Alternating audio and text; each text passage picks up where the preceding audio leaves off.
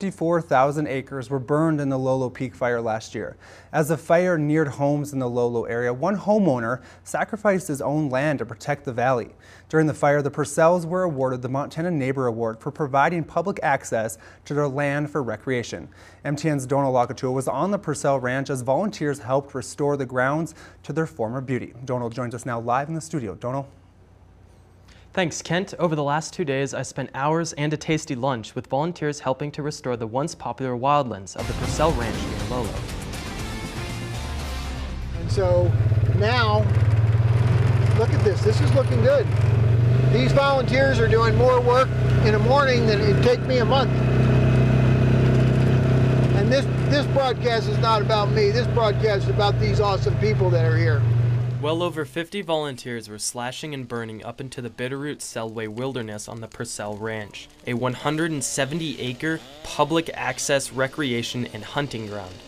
During the 2017 wildfire season, Purcell Ranch saw weeks of extended battle with the flames, as Joe and Betsy Purcell, who own and maintain the land, allowed the Forest Service to conduct a backburn.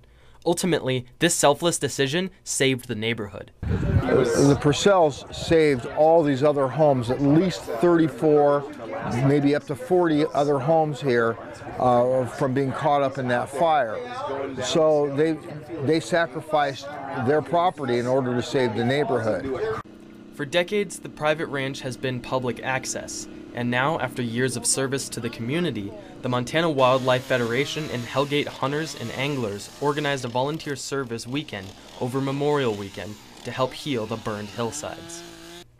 Because the Purcell Ranch is a private acreage, as soon as the flames died out, the Forest Service couldn't help restore the land, which means the Purcells had to go at it alone. Okay, this is my son Brandon, and Brandon has worked on the natural resource conservation projects here for years. So we felt really comfortable that we could be the protector, and our forest really held up, even though they look pretty rough around the edges right now.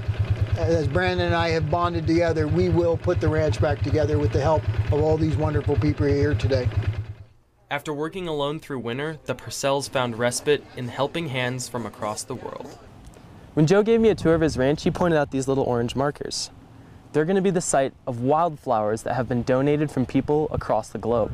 But we received them as far as Sweden, Alaska, Mexico. People from all over sent wildflowers here to say that they care about what happened to us. But it wasn't just flowers that showed up.